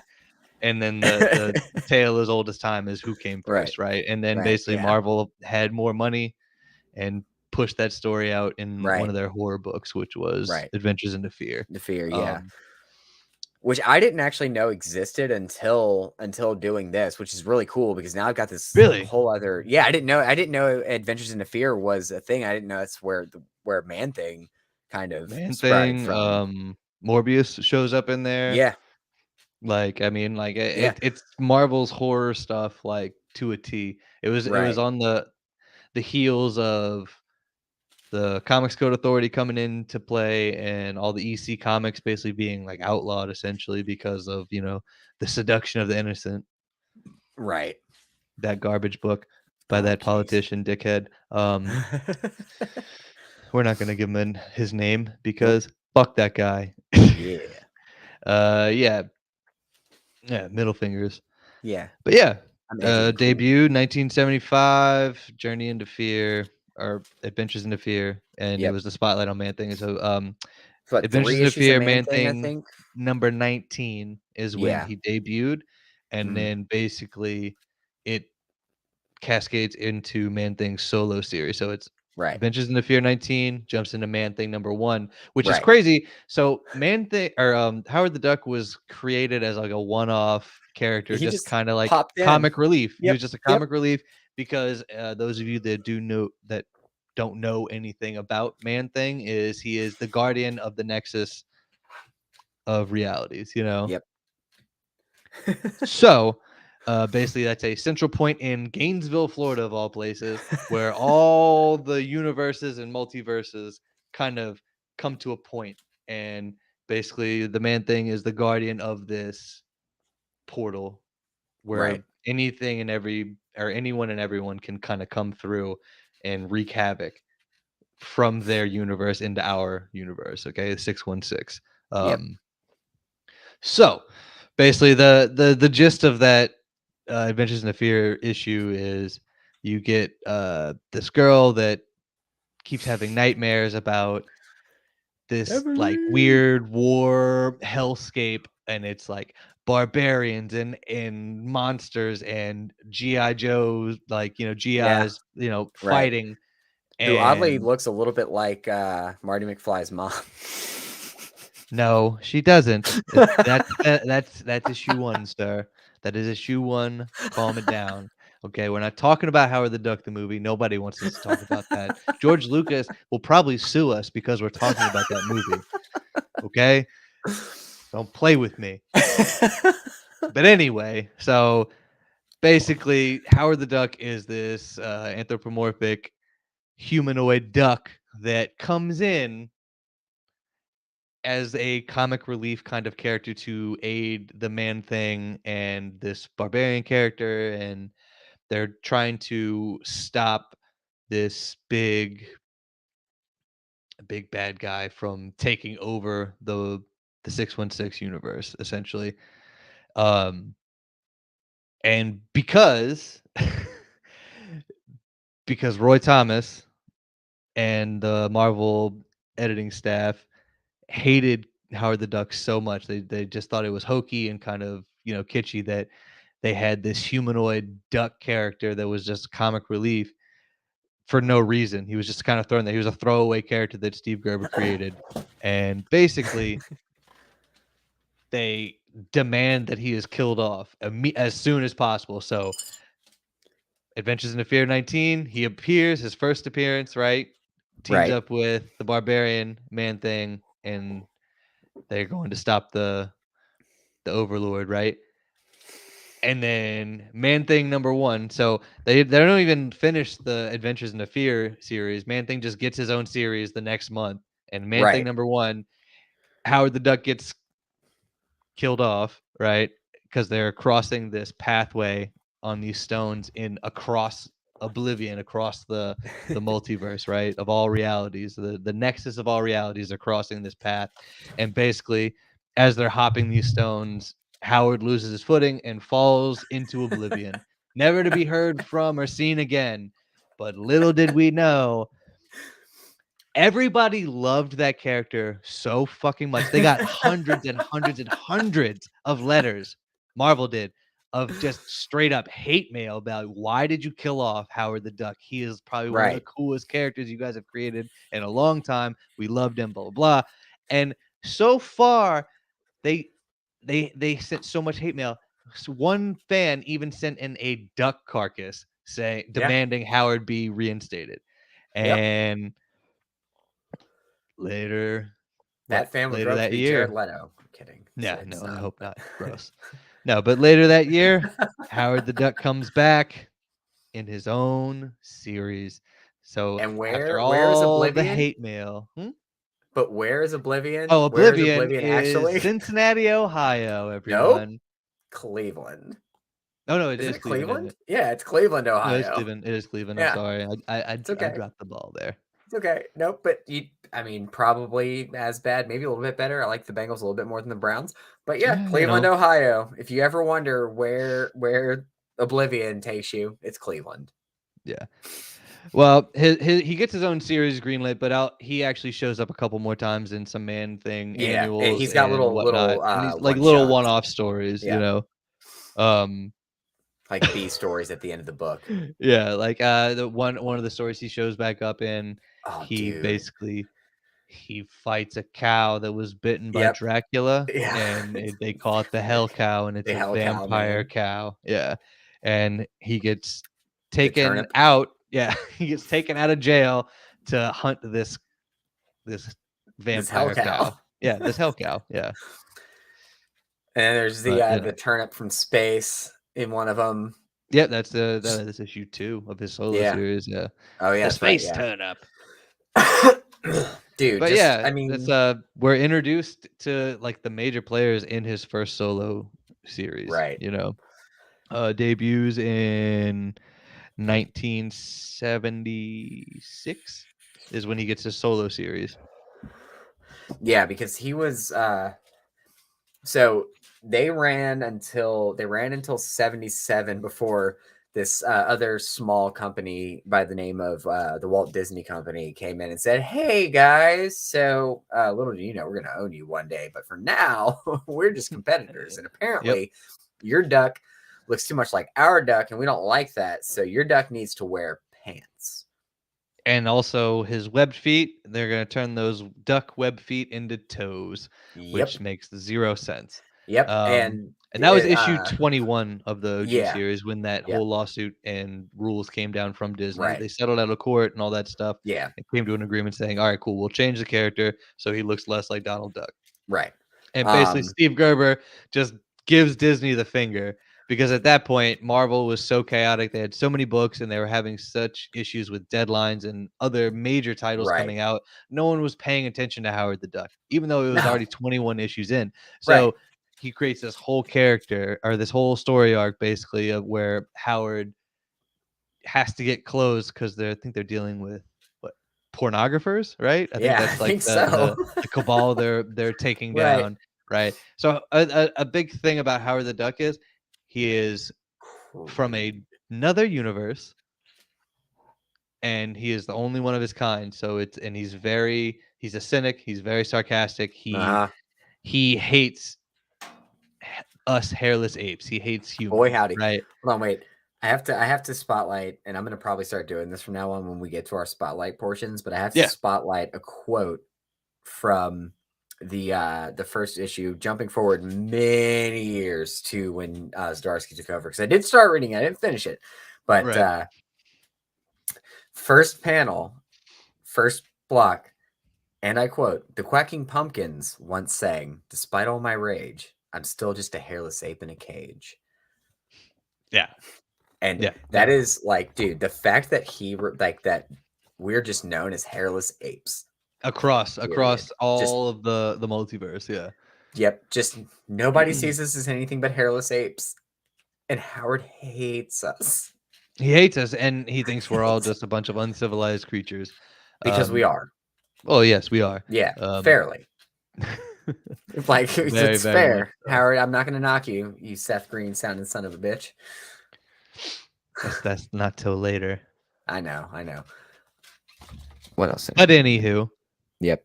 so Oh, and then yeah, 1980. Oof. yeah. Ugh.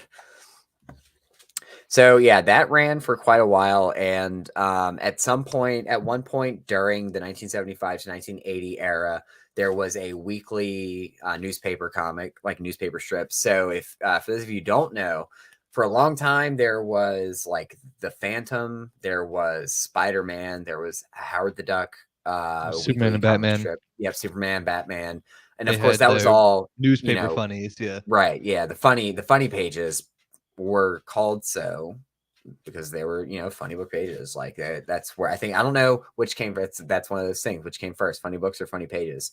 right. But no, there was a Howard the Duck comic strip, and Gerber wrote that for a while, and then got embroiled in one of the first major uh, cases involving creator rights in the comic book industry. What it snowballed from that. Basically, what happens Right. is he gets fired from the newspaper strip because he is notorious as and such an amazing writer as he is notorious for being late. He never Yeah. meets his Yeah. deadlines and his books are always delayed. And he was doing the same thing with the newspaper strips because the newspaper strips and the comics were two totally different stories. The newspaper strips were 4 panels, just a small story about Howard the Duck, Right. right? Same with Spider-Man, Superman, Batman, Yeah. etc. Right? They were basically kind of just double dipping on their audience. Right. They'd have news stories in the newspaper for those that couldn't afford the actual issues of the comics. They would just steal their dad's newspaper and they'd have Right. comics. So basically, what happened was he kept being delayed and delayed and delayed and delayed on the his scripts. So finally, he gets fired from the newspaper, um, and they try to get somebody else on it. And that's when the whole debate comes in of Right. creator rights and IPs and things like that. But at that point, he hadn't or before that, he was just a freelance artist when he Right. created or a He's freelance writer work when he for created hire. Howard Yeah. the Duck. And Marvel had a very strict policy. If you were work for hire, anything you created under the Marvel imprint was owned by them. Okay. Right. We're gonna pay you for your services, but anything you create or anything you add to our current, pantheon of characters, right? Right. We own it. Thanks for your input Thanks. kind of Yeah. thing. Oof. Um and actually so much where it wasn't even a contract, it was more of an unspoken rule, but it was written on the back of their pay stubs. Like their Right. checks said, you know, um, whatever I forget what the actual like parent company of Marvel was before, but it's Right. just like, thank you for your contribution to so and so media productions, Right. etc. Anything you create for this company is therefore owned by, etc. Yada Right. yada yada. Legal jargon, but it was written on the Yeah. back of your pay stubs. So basically, you were just signing contracts every time you Yeah. cashed a Every check. time you cash a check, dude. Every time you You were endorse that check signing and take it it to the bank. saying, Yep. yeah, saying, "All right, cool. Everything I created for Marvel, Dunsky. Yep. It's theirs. They own Not it." mine. Later on, they became more upfront with it and less shady Sure. about it. Yeah, And because they're that's like, one of those "Cool, yeah, things, you can come dude. work for us, and everything you create for us, we own it, but we're gonna pay Right. you handsomely." And then Yeah, of everybody just course. kind of has to deal with it. Just like, Yeah. I mean, Donny Cates even talked about it when he was talking about creating Null, and Hmm. certain characters for Venom. He would love to take them and go bring them somewhere else, but he can't. Right. He talked about it in a podcast. That's the only reason I brought it up because it's relevant. Right. Yeah, no, that's awesome. Um, no, yeah, and it's interesting to think about how that flip-flopped and worked against Marvel years later when Yeah, they lost the rights to so many of their characters because of how like dire straits they got in. So and they when it sold them came off to every production company available. fucking everybody, dude, Sony, Fox, Fox, Sony, like, come yeah, on. dude, like I mean, they bought the farm and they had to sell it off, and it's really cool now seeing it all come back together. Like that is Disney cranking out a movie a week type deal, it is getting old, but I will say getting to see all these characters back in the same house again, Yeah. it's exciting. It's very exciting. But yeah, dude, like that's the reason why we got the MCU started off with Hulk, and which Hulk was owned by Universal. It's still owned by Universal. Still, they so Still Marvel owned has the rights back, but Universal has the movie rights exactly. if That's they why we don't so have a Hulk choose. movie. Yeah, that's why we Um, will not get a solo movie until all that stuff's exactly. squared But it's away. okay. We still got Planet Hulk and Thor Ragnarok, and it was fun. Yep. But no, Uh, like, yeah, that's why I mean the MCU got started in earnest by Iron Man, who, but like, believe it or not, Iron Man was not It's the probably Iron one of the like this least popular characters dude of could Marvel. not, yeah, like Same with the he most had of a the Avengers. right, dude, like he had a 90s cartoon. I love it, but nobody cared about it. Like the Yeah. X-Men, that was the cartoon, dude. X-Men and Spider-Man, along with having like banger theme songs, period, the end. Like, The best. dude, the Period. best theme songs. But no, like Iron Man, nobody gave a shit about. So it's easy for Marvel to be like, all right, cool, we're gonna do an Iron Man movie, and we're gonna hire Robert Downey Jr. Like Actually, he'll they do didn't it. want Robert Downey Jr. No, they because he didn't. couldn't be insured because of his His past. his But issues, yeah. anyway, but yeah, that's why Downey Jr. had the Downey sans, if you will, right? Yes, man.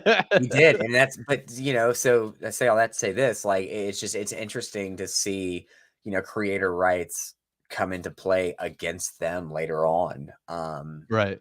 But you know what, Gerber, like, he still got to make a little bit of a comeback in a really cool way, with the last thing that he wrote, which was the Marvel Max series. Yeah, that was Man, the last thing he actually got to touch with Howard the Duck. But yeah, no, but alright, so before we jump into that, I just really want to kind of get into it. So yeah. like the Mhm. OG Howard the Duck series, it ran for 33 issues plus one annual or plus annuals actually, Right. I think annuals it are like was 12 2 or issues, yeah. 3. It's like 3 annuals. Yeah. But yeah, it ran for an extended period of time and basically Gerber wrote it until like I want to say the last like 7 issues. You Yeah. know, I think you're right. and he was suing Marvel at the time for rights to Howard the Duck, and they were Yeah. still letting him write Yeah. comics for them. You know, once he started suing for the rights for Howard the Duck, they took him off Howard the Duck and they made Mhm. it, and not made him, but they offered him to write other stuff. So he was still Right. writing for Marvel, Right. Defenders, Daredevil, etc. Like he was doing really great things for those stories too. And not to mention, I'm gonna kind of take a brief pause. Howard the Duck had some of the most amazing art and artists, you know? Are you Yes. freaking kidding me? Steve Brunner, Gene Colan, are you kidding me? Like, let's go. Big John Buscema. Yes. Like, are you serious? These are like the heavy hitters of heavy hitters in comic books, and they're writing a story about a sarcastic, cynical, anthropomorphic duck, you know? Like, that's outrageous. Dude, it's this book, it's one of those weird Marvel tent poles for me. Um, because on paper it makes no sense, but 0 cents. but as a comic book, it makes perfect sense.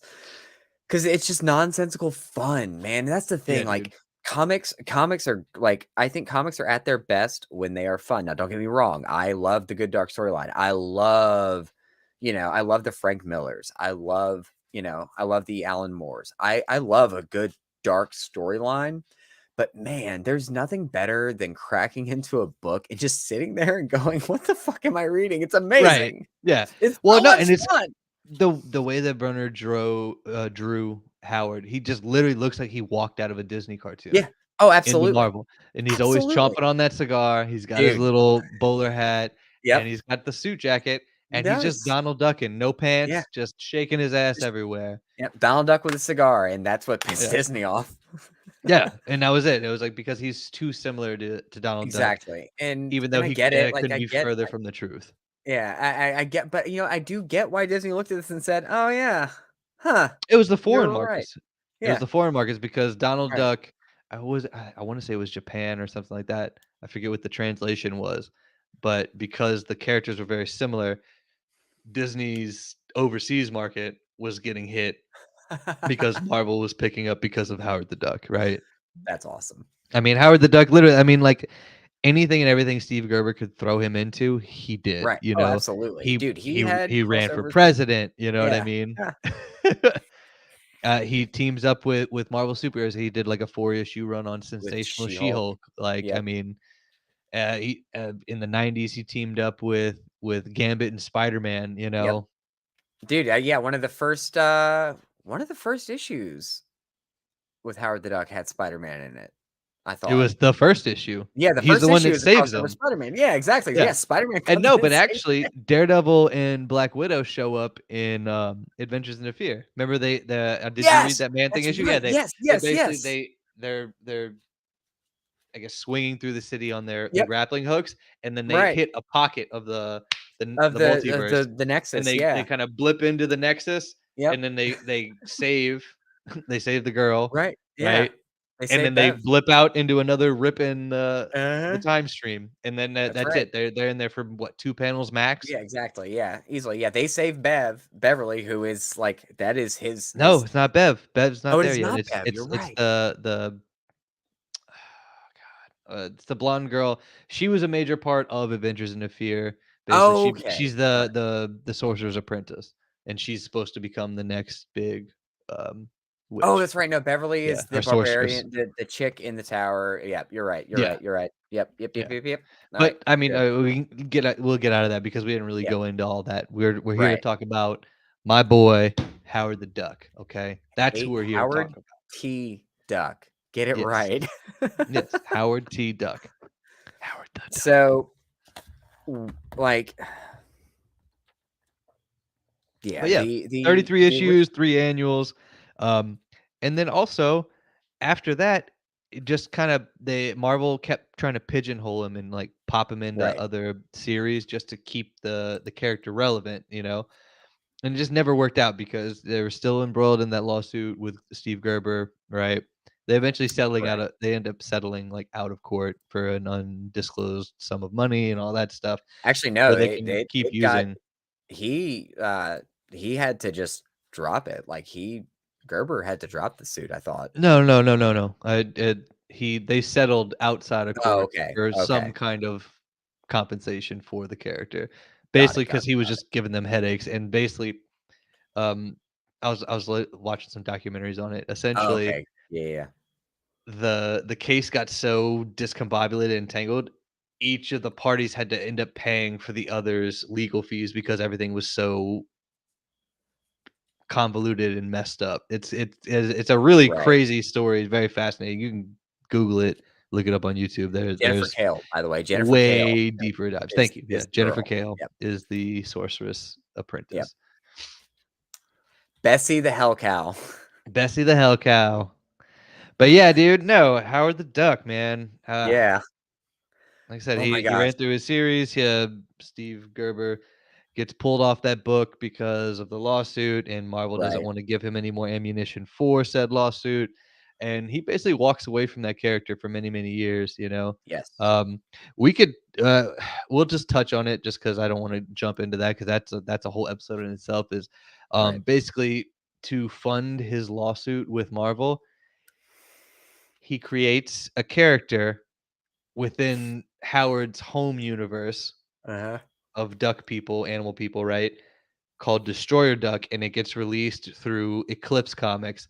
Yep. And because at the time, a very well-known artist, Mr. Jack the King Kirby, was dealing with his own rights issues with Marvel, Oh. decides to draw Steve Gerber's comic for free. Yep. So Okay. that they can help raise funds They could raise funds for for the his legal, lawsuit. yeah, his lawsuit stuff. And then once that book picks up, I think it went on for 9 issues, I I believe. think so, yeah. It has 9 issues, and then Kirby draws the whole thing. Dude, Um, it's so cool. yeah, it's a crazy story because it's like 2 dudes that were basically just dicked down by Marvel and their Yeah. legal team, right? And this is not even like this is pre-Disney Marvel. This is just Marvel being business dicks at this point, Yeah. right? And trying to collect all the IP they can to make their universe and pantheon of characters just immense. Okay. Yep. So Kirby decides to draw this story for him, and basically Destroyer Duck is a character in the home world of Howard the Duck, which we never really get to see except for like a few glimpses here and there throughout the comic series. Yeah, Um, there's like little miniature yeah, notions of it. and basically the gist of it is Destroyer Duck is like a war vet, just like bad mamma jammer, and his friend, his other little duck friend, who they never really disclose who he is, but it's heavily implied that it's Howard the Duck, is basically kidnapped and experimented on by this major corporation, and it makes it his mission to take on and destroy this major corporation, which is just it's very Howard the Duck because It is. everything It in is. that series is very tongue-in-cheek, and it's very pushing the boundaries of the Comics Code Authority and Right. everything to make an adult comic aimed towards children, but everyone will love. Right. So it's very reminiscent of that, and I wanted to throw that in there. Like I said, we could do a Yes. whole No. episode on Destroyer Oh, Duck, and it's 100%. it's so 100%. cool. It is. Excuse me. And and it's so funny that so that happened, and I'm pretty sure then the next thing that Gerber worked on was the Max series. Yes and no.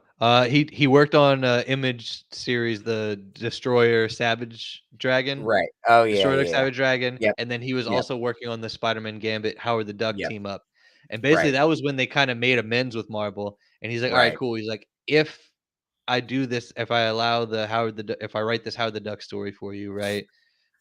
I want to be able to incorporate my Savage Dragon Destroyer Duck story in there. And this is where things go really off the rails.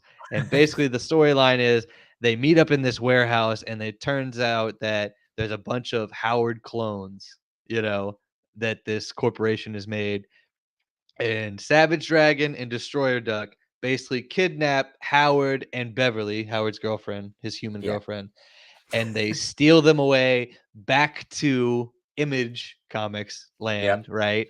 And the last panel of the Savage Dragon Destroyer Duck book is Beverly and Howard wearing disguises and going into witness protection. And that's the last time you see Howard the Duck really in comics up until the Marvel Max series in 2002.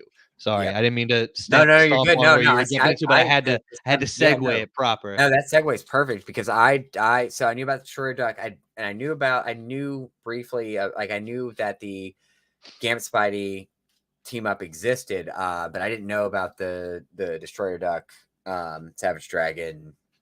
Yeah, the only reason the crossover worked is because Savage Dragon Destroyer Duck only appeared in the Marvel book as silhouettes and extreme close-ups. Got it. So you couldn't really determine who they were, but if you had both issues, you knew who they were. And the Right. same with the Image Savage Dragon Destroyer Duck book. Got it. You saw Awesome. silhouettes of Spider-Man, Gambit, and Howard the Duck, right? That's cool. Yeah. That's So awesome. it was the workaround of That's doing amazing. company crossovers. I thought that was Oh, great. It was just like what Donny Cates did with this Thor run, where basically the the Black Winter killed the right. Justice League in the Yeah. first like 4 panels, and you just see blurs. Like you see the red and Right. blue Superman blur, the Right. red and yellow Flash, Green Lantern blur getting devoured by this all-consuming storm. Yeah, Right. it's how Dude. artists and writers incorporate other universes Oh into yeah. a universe that they're not contractually obligated to, share, which is Yeah. fun. In fact, they're contractually obligated not to. Yeah. One might argue. Yeah. It's highly frowned upon. It could get you sued. As long as you don't use symbols and names. That's it's it, all brother. gravy, baby. Dude, that's such a weird and wonderful gray area that allows for stuff like that. Yeah, dude. But no, the Marvel, Marvel Max, and that's gonna be, we will absolutely do a full that's episode. that's really where we're gonna end the episode, is talking about this series. Yeah. Truthfully. Well, actually, we have one more thing. It's funny to talk about the anti-life equation.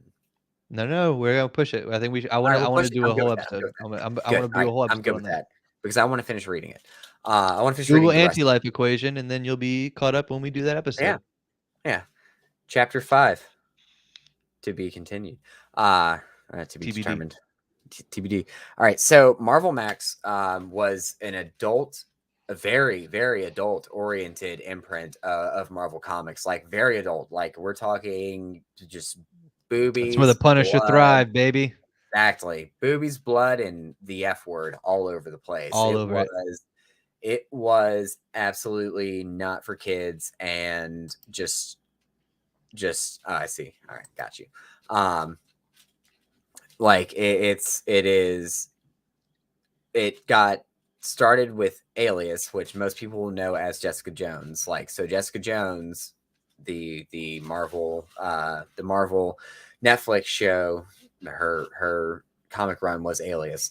And that's where Max got started. And Steve Gerber got to do one final run, 6 issues long, of Howard the Duck. And For the Max holy imprint. shit. And dude, It is bonkers. everything Absolutely fucking it crazy. was everything Howard the Duck needed to be. Mm-hmm. And it was also one giant middle finger to Disney, who As a giant middle finger to Disney, a giant middle finger yep, to the comics of the time, yep. It or was a is like giant I middle said, finger to making the band by MTV. It was a giant yeah, middle finger to the Backstreet Boys, also known as the Backdoor Boys.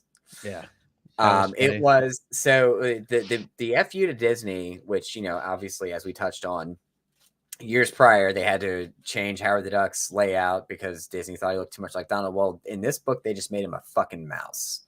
Yep, and the He, whole running gag of the entire 6 issues is so. All right, long story short, he fights his arch nemesis, Dr. Bong, Dr. which Bong. is a dude who has a bell for a head Yep. and 2 gongs for Mm-hmm. hands, and dude happens to be Beverly Switzer, who is Howard's human girlfriend, Yep. her Looking like Leah ex-boyfriend, Thompson. and is obsessed with Beverly. So his whole goal is to split up her Ex-husband. and Howard. Ex-husband that he tricked her into marrying him. Yeah, but it was over international water, so it didn't count. Yep. Remember they talk about that. Yeah, I know. Anyway, so we're gonna say ex-boyfriend who can't let it go. Yeah. So he becomes a supervillain, and basically his life's mission is to torment Howard the Duck into basically splitting him and Beverly apart. Right. And he creates this whole company, hires Beverly on at some egregious salary, right? It's like Yeah. 125K a year Yeah. to be like a receptionist or something stupid. And this is And 2002. Like, so that's like that's huge. quarter mil, Anyway, 500,000 now. Like, turns out the company she's working for, like I said, is owned by Dr. Gong and yeah. Bellwether Industries. Obviously a nod to the man who is shaped like a bell. They're Yep. doing genetic experiments to basically be an all-inclusive boy band production company using genetic experiments, making tubs of goo and genetic material to make their own boy band members, Yep. and then they just subject them to focus groups and Focus things of groups that of rich nature. gay men. Yes, and basically, whichever ones sell the best to the public is who gets to stay in the backdoor boys, Yep. and the whole And thing that's gets the first blown wide issue. open. That's the first issue. issue. The whole thing gets blown wide open. Basically, one of the experiments escapes AJ. and AJ Yeah, escapes it's AJ. and gets a hold of Beverly and is like, "Hey, please help me. I'm scared," And she brings the I boy don't want to band go. I don't want member. to go into the vat. Right, and they keep saying he doesn't want to go in the vat. All those things. Brings her back to her and Howard's house, which is basically a junkyard trailer at this point, because Howard the Duck is, if you haven't picked up on it, is a continuous loser. Okay, Yep. it just he every chance he gets squandered or destroyed, and he's back at square one every single time you see him. So, in true Howard the Duck fashion, his Marvel Max debut starts out with him living in a trailer in the middle of a junkyard, and he's miserable.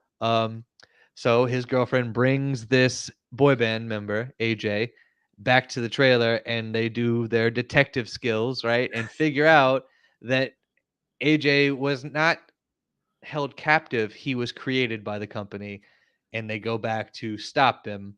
And then through further research, finding out it is Bellwether Industries Howard's like, I only know one motherfucker who's going to be Bellwether, Bell, Bell shaped. It's got to be Dr. Gong. And then basically all hell breaks loose. They go in and he has to save Beverly from Dr. Gong again.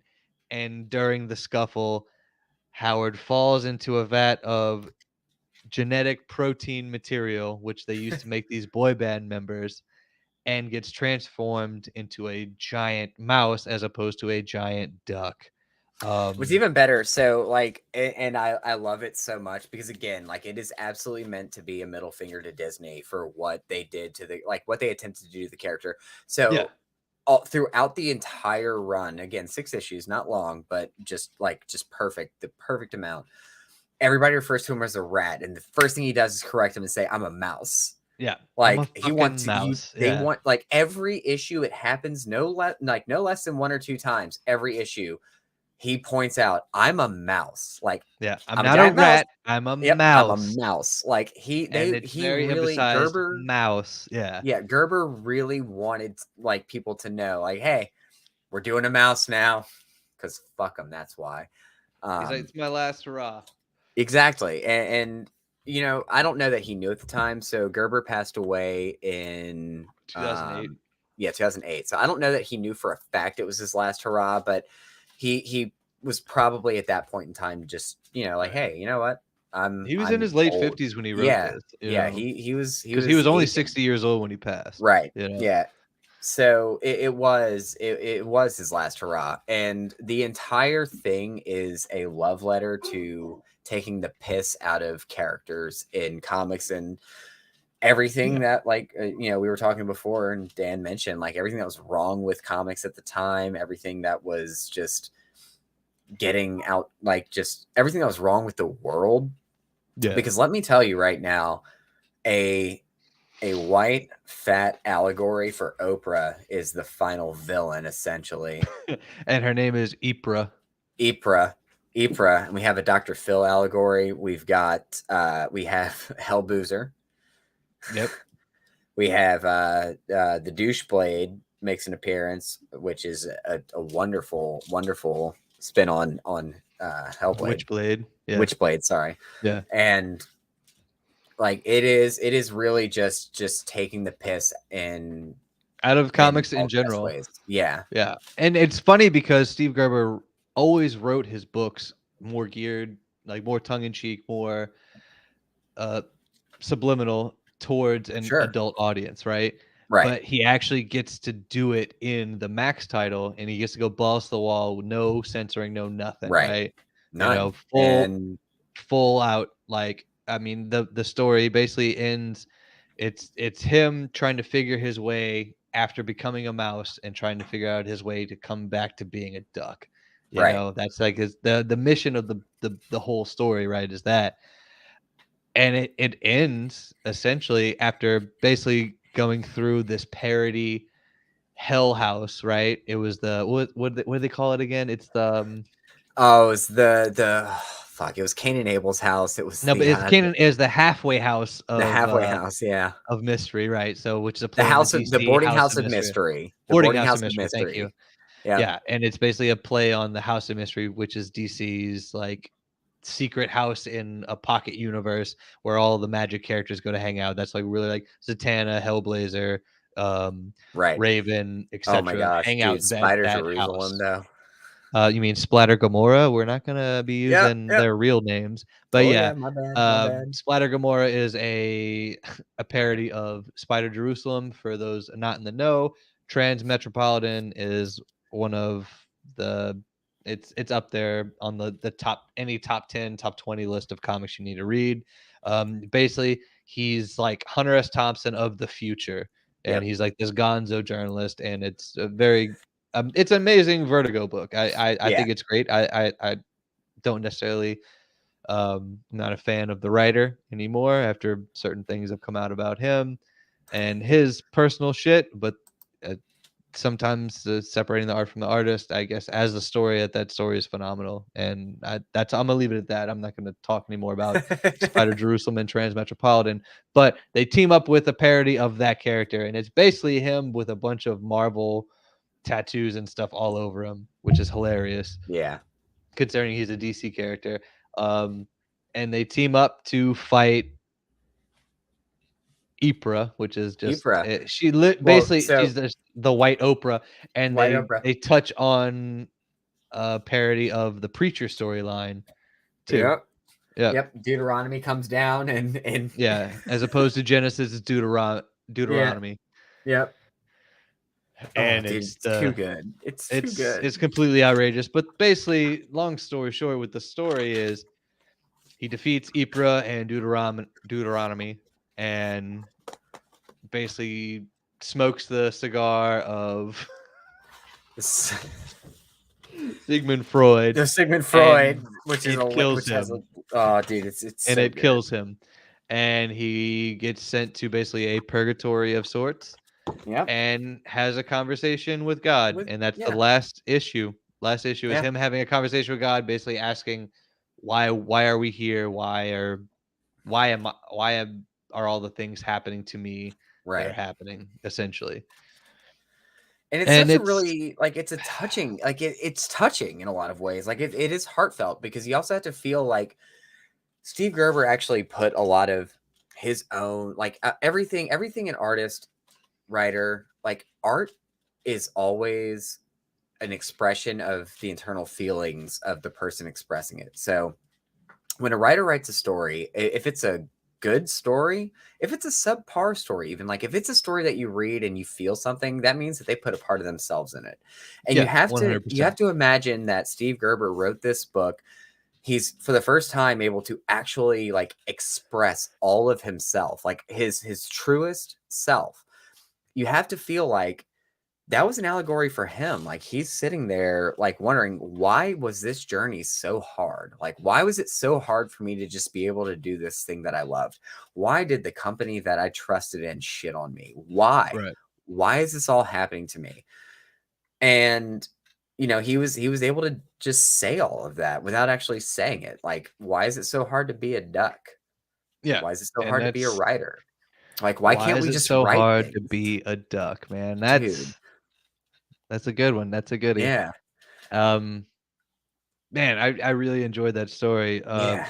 a lot, and I think that's why we kind of roadblocked, because I fucked up and I read that one Dude, I halfway did the into same thing. the Yeah. OG I series, did and I the was like, same man, I was like, thing. that's we should just talk about that because that was Yeah. great, I read the and like Templeton run. I read the Templeton run. I would like to say that Templeton, if you haven't read the Max run yet, read Ty Templeton's 4-issue run first, because it's really hard to read anything after Max.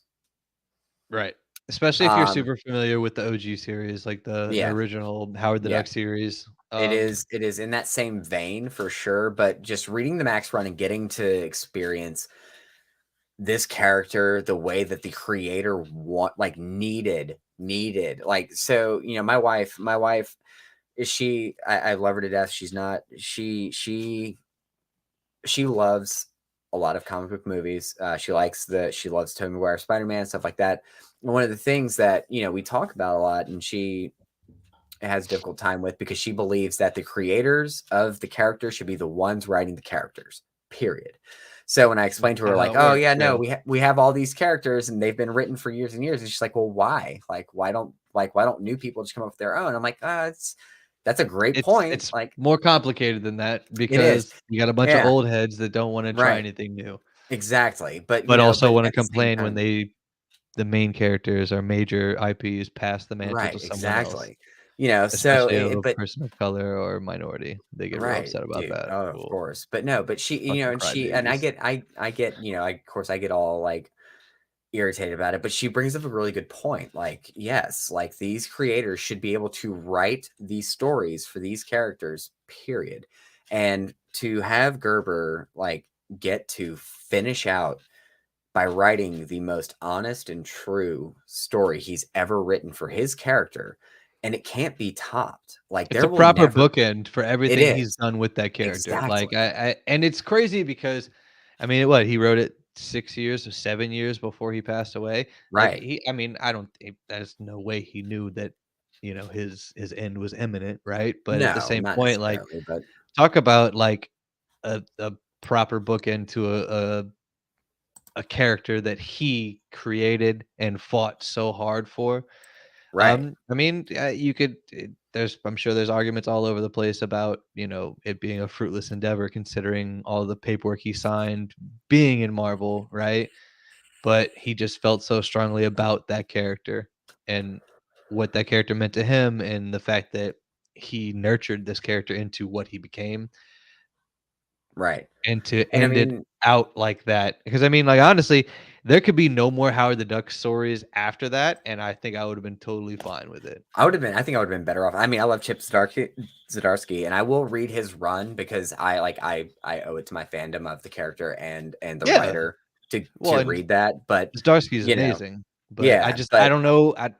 He's snarky, but I don't know if he's Steve Gerber snarky. yeah, I mean, you know what? I like that he's included. And I love that they've included him in the MCU. Like, I love that he's gotten his fair shake at on screen time, because you know what? The worst thing that ever happened to Steve Gerber and Howard the Duck was the Howard Duck film. We've talked about it, but I'm going to say it right now.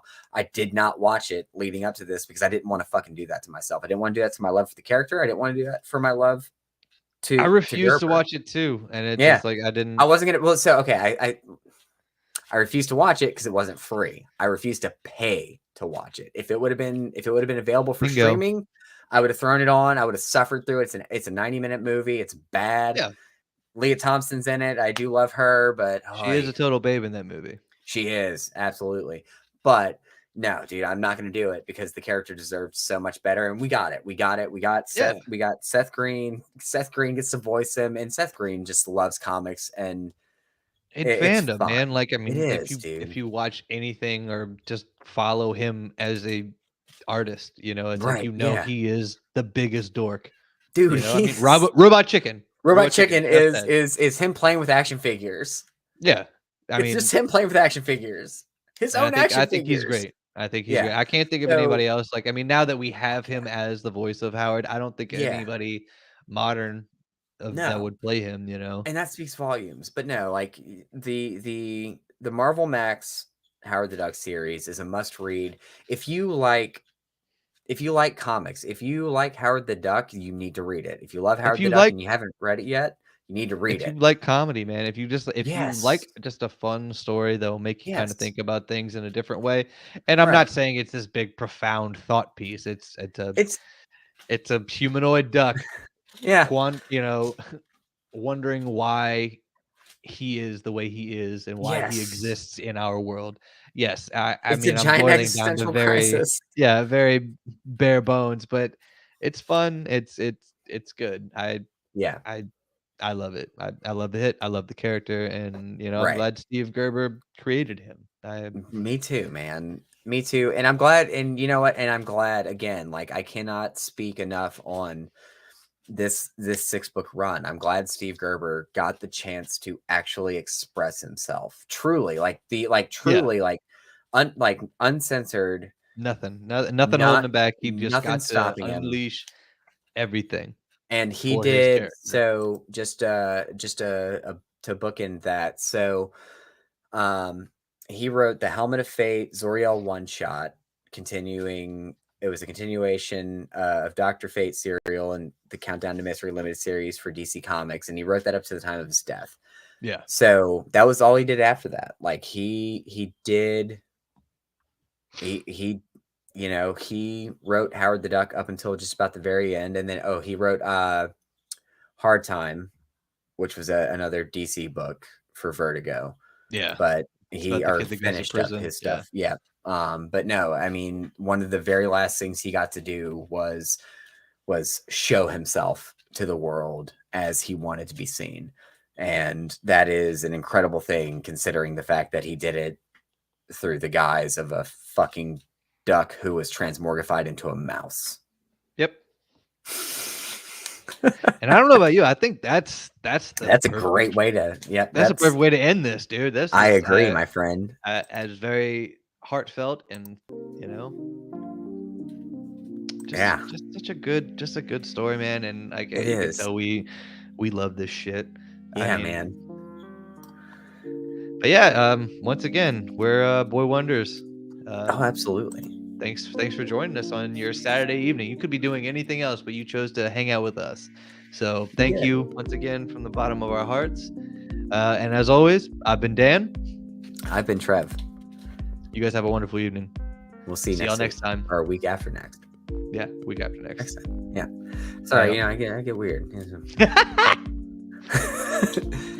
Love you guys. Peace.